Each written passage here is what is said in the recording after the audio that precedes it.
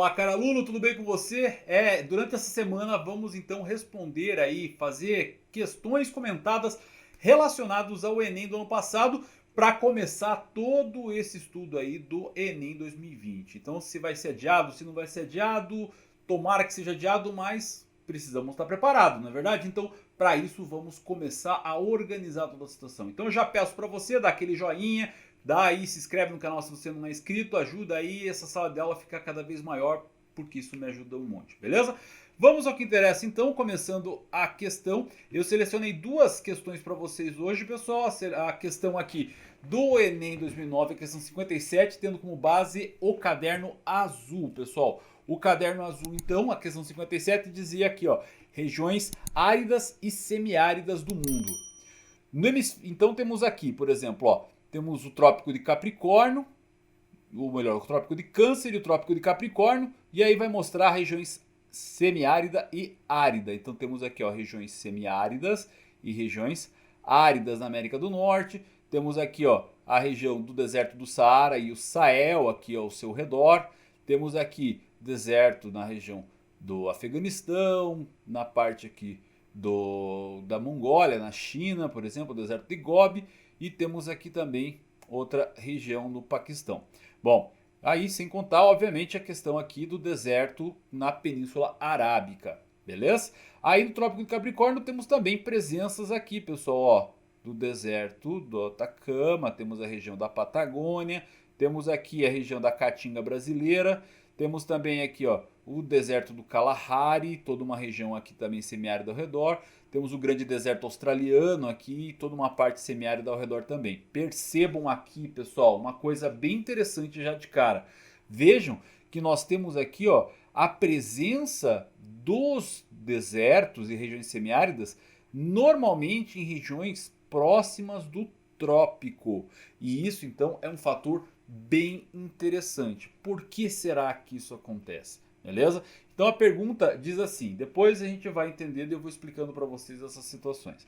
Bom, no hemisfério sul, no caso essa parte aqui, a sequência latitudinal dos desertos, representada na imagem, sofre uma interrupção no Brasil devido ao quê? Como assim interrupção? Percebam que aqui na costa oriental, ou melhor, ocidental da América do Sul nós temos desertos, mas na costa ocidental não temos, ó. Então alguma coisa aqui, o texto está dizendo que acaba gerando todo esse processo aí de falta, vamos dizer assim, de deserto e região semiárida aqui. Por que será que isso acontece? Galera, para a gente entender esse processo, a gente precisa entender também a relação aí da formação dos ventos. Vamos pensar aqui, ó, circulação geral da atmosfera. Linha do Equador, temos os trópicos, beleza? E temos os círculos polares. Vamos perceber que nessa região do Equador é uma região onde acaba recebendo grande parte aqui, ó, dos ventos vindo das regiões tropicais. Então, quando ele recebe bastante aqui vento, ele acaba formando uma zona de convergência aqui, que é a zona de convergência intertropical. Essa região é que vai dar a característica de bastante umidade, bastante calor, temperatura nessa região da linha do Equador. Esses movimentos que eles acabam vindo sempre, ó, dessa região aqui dos trópicos e vindo para o Equador, para cá e para cá, nós temos células aqui, ó, de ar. Essa célula aqui a gente chama de célula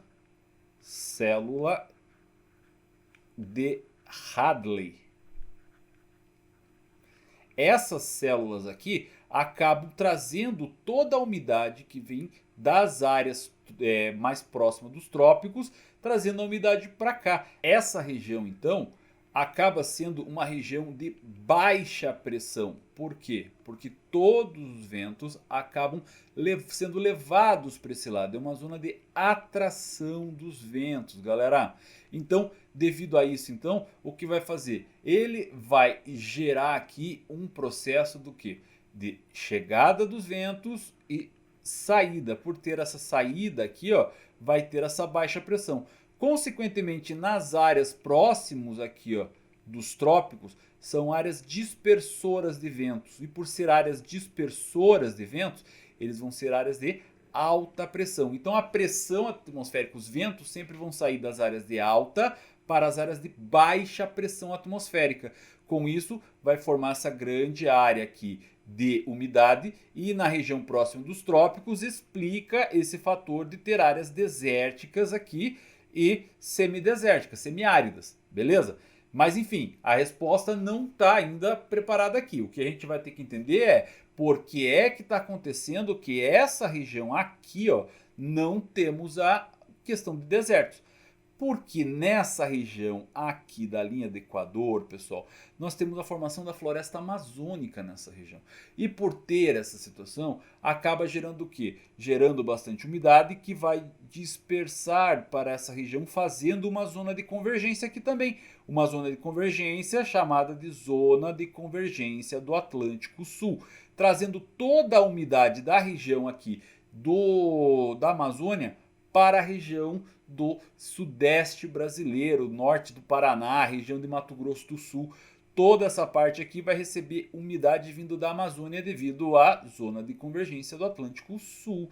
Essa influência, então, dessa umidade nessa região amazônica é extremamente importante para não ter deserto aqui. Estima-se que antigamente existia deserto aqui, tá? Deserto aí que acabava formando na região de Cuiabá, região de São Paulo, tudo, que o deserto Botucatu. Nós tínhamos aqui nessa região antigamente, pessoal, o deserto Botucatu.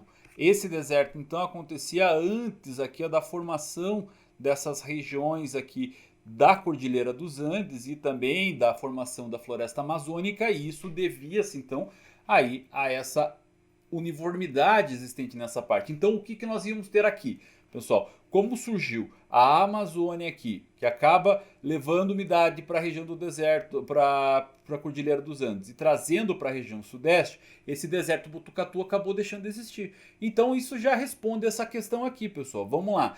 A sequência latitudinal dos desertos sofre uma interrupção no Brasil devido à seguinte razão: existente de superfícies de alta refletividade? Na verdade não, porque os desertos e as florestas acabam tendo aí baixa refletividade, e embora a formação aí acaba sendo de deserto, acaba se dando em área de altas pressões, certo? Então, nessa situação, o que interrompe a sequência do deserto, na verdade, não é aí a formação de superfície de intensa refletividade.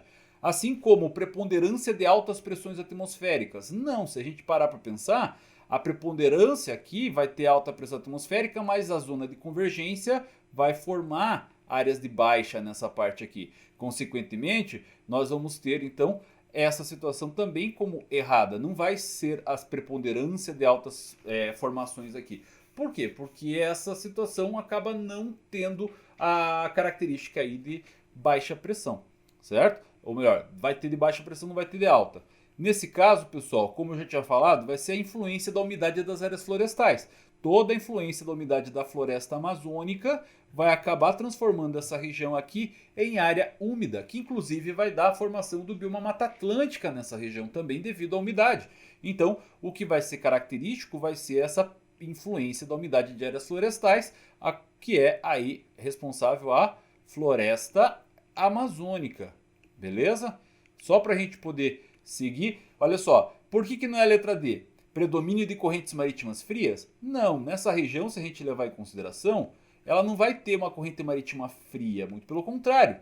Vai ser aqui, ó, a corrente do Brasil, que vai passar por aqui, vai ter a corrente das Guianas, que vai passar por aqui, e aqui também vai ser outra corrente quente. Essas correntes quentes vão ser principais fatores, vão ter como principais fatores a levada de umidade para essa região. Então isso explica também a Mata Atlântica em toda a costa brasileira, certo? Então acaba não tendo deserto nessa região também devido a essa predomínio de correntes marítimas quentes e não frias, tá? Nesse caso, então, a gente desconsidera a letra D. E por fim, a letra E, ausência de massas de ar continentais.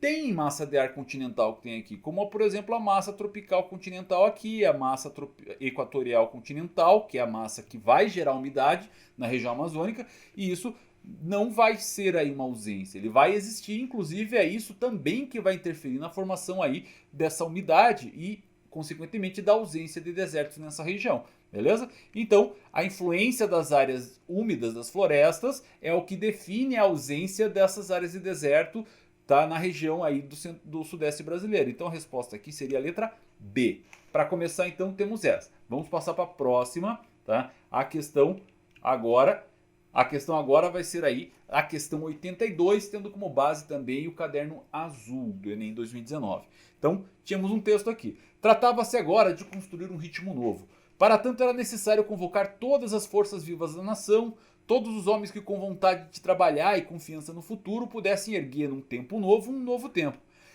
É a grande convocação que conclamava o povo para a gigantesca tarefa, começar a chegar de todos os cantos da imensa pátria os trabalhadores, os homens simples e quietos, com pés de raiz, rostos de couro e mão de pedra, e no calcanho, em carro de boi, em lombo de burro, em paus de arara, por todas as formas possíveis e inimagináveis. Em sua mudez cheia de esperança, muitas vezes deixando para trás mulheres e filhos a aguardar promessas de dias melhores.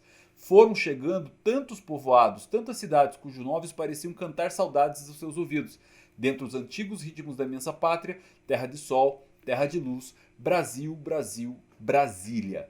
Então tínhamos aqui Sinfonia da Alvorada, Brasília aqui, de Vinícius de Moraes e Tom Jobim. Tá? A chegada dos candangos. Bom, o que nós temos aí, pessoal? Nós temos a narrativa produzida sobre a construção de Brasília.